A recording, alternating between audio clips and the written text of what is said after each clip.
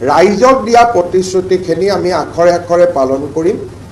2 লাখ চৰকাৰী চাকৰি আমি কি ধৰণে কেনেকৈ দিব পাৰিম এই বিষয়ে সিদ্ধান্ত ল'বৰ কাৰণে মুখ্য সচিবৰ অধীনত এটা টাস্ক ফ'ৰ্চ গঠন কৰি দিছে আৰু 3 মাহৰ ভিতৰত এই টাস্ক ফ'ৰ্চে ৰিপৰ্ট দিব যে কেনেকৈ অহা 5 বছৰত আমি 2 লাখ চৰকাৰী চাকৰি দিব পাৰোঁ।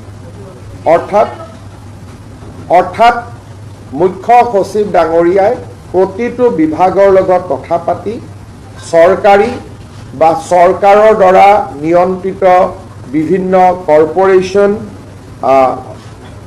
আমাৰ বিশ্ববিদ্যালয়, 6 শিডিউলৰ কাউন্সিল, এই গোটেইবিলাকত মিলি অহা 5 বছৰত আমি কেনেকৈ 2 লাখ যুৱক যুৱতীক চৰকাৰী চাকৰি দিব পাৰোঁ তাৰ বিষয়ে প্ৰতিবেদন এখন দিবৰ কাৰণে মুখ্য সচিব ডাঙৰীয়াৰ অধীনত এটা টাস্ক ফ'ৰ্চ গঠন কৰি দিছে, যাতে আমি আমাৰ যিটো অসমৰ যুৱক যুৱতীসকলৈকে যি প্ৰতিশ্ৰুতি আছিল তাক যাতে আমি ৰাখিব পাৰোঁ বা তাক যাতে আমি পালন কৰিব পাৰোঁ।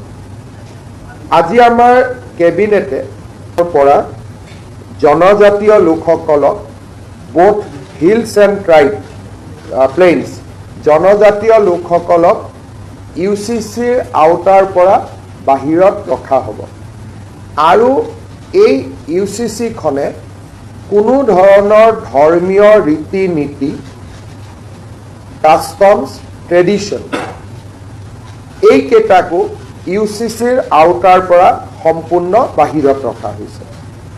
আমাৰ মনত কিছুমানে প্ৰশ্ন কৰিব পাৰে যে এতিয়া UCC মতে পূজা হ'ব নেকি, UCC মতে নাম প্ৰসংগ হ'ব নেকি, এই ধৰণৰ প্ৰশ্নবিলাক যাতে উত্থাপন নহয় সেইকাৰণে UCCৰ পৰা ধৰ্মীয় পৰম্পৰাক সম্পূৰ্ণৰূপে বাহিৰত ৰখা হৈছে। তাৰমানে ৱে অফ প্ৰেক্টিচিং ৰিলিজিয়ন, নামাজ কেনেকৈ পঢ়িব লাগে তাত কোনো চৰকাৰৰ মতামত নাই, UCCয়ে তাক ডিল নকৰে। পূজা কেনেকৈ কৰিব লাগে সি UCCৰ ভিতৰত নপৰে। চক্ৰং বিয়া কেনেকৈ পাতিব লাগে, শিখৰ বিয়া কেনেকৈ পাতিব লাগে, এই কথাবিলাক UCCত নাহে। UCCত মাত্ৰ 4টা বিষয় আহিব। বিয়াৰ বাবে ন্যূনতম বয়স নিৰ্ধাৰণ হ'ব, পলিগেমি নাথাকিব, সম্পত্তিৰ অধিকাৰৰ ওপৰত থাকিব যে ছোৱালীয়ে সম্পূৰ্ণ অধিকাৰ পাব পাৰিব, লিভ ইন ৰিলেশ্যনশ্বিপৰ ওপৰত থাকিব।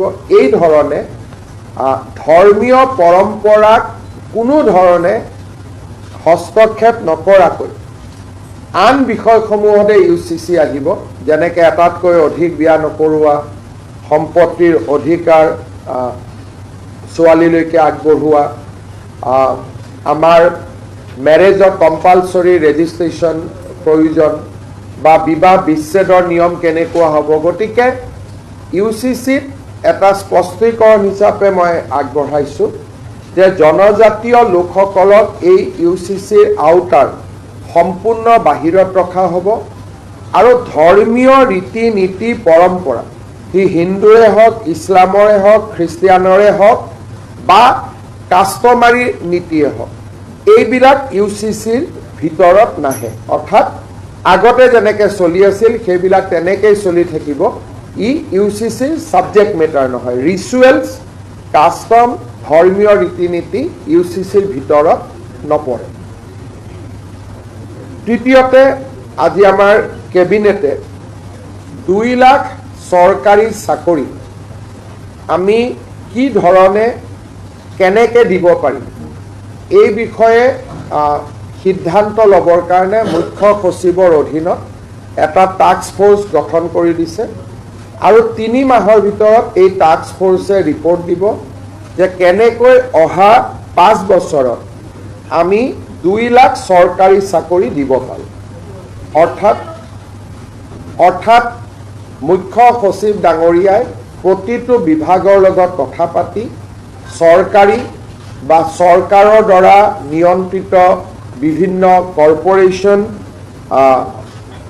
আমাৰ বিশ্ববিদ্যালয়, 6 শিডিউলৰ কাউন্সিল, এই গোটেইবিলাকত মিলি অহা 5 বছৰত আমি কেনেকৈ 2 লাখ যুৱক যুৱতীক চৰকাৰী চাকৰি দিব পাৰোঁ তাৰ বিষয়ে প্ৰতিবেদন এখন দিবৰ কাৰণে মুখ্য সচিব ডাঙৰীয়াৰ অধীনত এটা টাস্ক ফোৰ্স গঠন কৰি দিছে, যাতে আমি আমাৰ যিটো অসমৰ যুৱক যুৱতীসকলকে যি প্ৰতিশ্ৰুতি আছিল তাক যাতে আমি ৰাখিব পাৰোঁ বা তাক যাতে আমি পালন কৰিব পাৰোঁ। আজি আমাৰ কেবিনেটে ডক্টৰ ভূপেন হাজৰিকাৰ জন্ম জয়ন্তী সমাৰোহৰ সামৰণি অনুষ্ঠান অহা 8 ছেপ্টেম্বৰ তাৰিখে নতুন দিল্লীৰ ভাৰত মণ্ডপমত অনুষ্ঠিত কৰিবলৈ সিদ্ধান্ত গ্ৰহণ কৰিছে।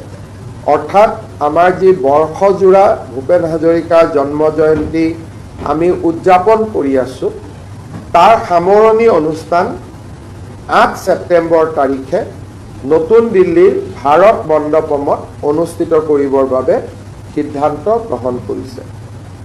আজি কেবিনেটে 32 কোটি টকা ব্যয় সাপেক্ষে ডক্টৰ ভূপেন হাজৰিকাৰ এটা সংগ্ৰহালয় নিৰ্মাণৰ বাবে অনুমোদন আগবঢ়াইছে। অৰ্থাৎ এতিয়া আমাৰ শংকৰদেৱ কলাক্ষেত্ৰত 32 কোটি টকা ব্যয়েৰে ডক্টৰ ভূপেন হাজৰিকাৰ সংগ্ৰহালয় এটা আমি স্থাপন কৰিম, য'ত নেকি তেখেতৰ জীৱনৰ লগত জড়িত অমূল্য সম্পদৰাজি আমি সংৰক্ষণ কৰিব পাৰোঁ। ইয়াৰে 13 কোটি টকা নৰ্থ ইষ্ট কাউন্সিলে দিব। অৰ্থাৎ টোটেল 33 কোটি টকাৰ বা 32 কোটি টকাৰ নৰ্থ ইষ্ট কাউন্সিলে 13 কোটি টকা দিব আৰু 20 কোটি টকা ৰাজ্য চৰকাৰে আগবঢ়াব। আজি সেই প্ৰকল্পটো আমাৰ প্ৰথম কেবিনেটতে অনুমোদন জনোৱা হৈছে। কলাক্ষেত্ৰত হ'ব। আজি ৰাজ্য চৰকাৰে অসমৰ মহা অধিবক্তা দেৱজিৎ শইকীয়াক আৰু 5 বছৰৰ কাৰণে অসম চৰকাৰৰ মহা অধিবক্তা হিচাপে নিয়োগ কৰিছে। প্ৰধানমন্ত্ৰী নৰেন্দ্ৰ মোদী ডাঙৰীয়াই যোৱা কেইটামান দিনত ভাৰতৰ বিদেশী মুদ্ৰা সংৰক্ষণৰ কাৰণে আৰু অপব্যয় নকৰিবৰ বাবে ৰাজ্য চৰকাৰ আৰু দেশৰ জনগণক পৰামৰ্শ দিছিল। প্ৰধানমন্ত্ৰী ডাঙৰীয়াৰ পৰামৰ্শক সৰুগত কৰি আজি ৰাজ্য চৰকাৰে কেইবাটাও সিদ্ধান্ত গ্ৰহণ কৰিছে, যিকেইটা সিদ্ধান্ত মই আপোনালোকক ক'ব খুজিছোঁ। অহা 6 মাহ অসম চৰকাৰে কোনো নতুন গাড়ী মটৰ ক্ৰয় নকৰে। অৰ্থাৎ নতুন মন্ত্ৰীসকলকো অহা 6 মাহলৈকে নতুন গাড়ী দিয়া নহ'ব। আমাৰ বৰ্তমান যি পুৰণা গাড়ী আছে আমি সেই গাড়ীয়েদি আমাৰ কাম চলাব লাগিব। দ্বিতীয়তে যিকেইটা আমি অনুমতি ইতিমধ্যে দিলোঁ, কিন্তু অহা কালিৰ পৰা প্ৰযোজ্য হোৱাকৈ 6 মাহ কোনো চৰকাৰী বিষয়া নিজৰ খৰচতো বিদেশ ভ্ৰমণ নকৰিব। বহুত সময়ত মানুহে কয়, এজন অফিচাৰে কয় যে মই হলিডেত যাব খুজিছোঁ থাইলেণ্ড, ছিংগাপুৰ, আৰু আমি এইটো লিবাৰেলি আমি অনুমতি দিওঁ। কিন্তু বৰ্তমান 6 মাহৰ কাৰণে এক্সেপ্ট মেডিকেল ৰিজনক বাদ দি কোনো চৰকাৰৰ মন্ত্ৰী বা বিষয়াই বা কৰ্মচাৰীয়ে বিদেশ ভ্ৰমণ কৰিব নোৱাৰিব। 6 মাহৰ কাৰণে বোথ অফিচিয়েল এণ্ড পাৰ্চনেল, কোনো ধৰণৰ অফিচিয়েলিও বিদেশ ভ্ৰমণ নকৰে আৰু ব্যক্তিগত টকা দিও বিদেশ ভ্ৰমণ নকৰে। চৰকাৰী বিদেশ ভ্ৰমণ অকল মুখ্যমন্ত্ৰীৰ আগতীয়া অনুমতিৰে সম্ভৱ হ'ব, কিন্তু চৰকাৰী বিদেশ ভ্ৰমণৰ ক্ষেত্ৰতো সেমিনাৰ বা কনফাৰেন্সত আমি যিমান দূৰ সম্ভৱ হয় গুৱাহাটীৰ পৰাই ভিডিঅ' কনফাৰেন্সত অংশগ্ৰহণ কৰিবলৈ আমাৰ বিষয়াসকলক আমি অনুৰোধ কৰিছোঁ। ৰাজ্যপালৰ পৰা আৰম্ভ কৰি আমাৰ প্ৰতিটো পৰ্যায়ৰ চৰকাৰী বিষয়া মন্ত্ৰীসকলৰ কনভয়সমূহ সৰু কৰা হ'ব।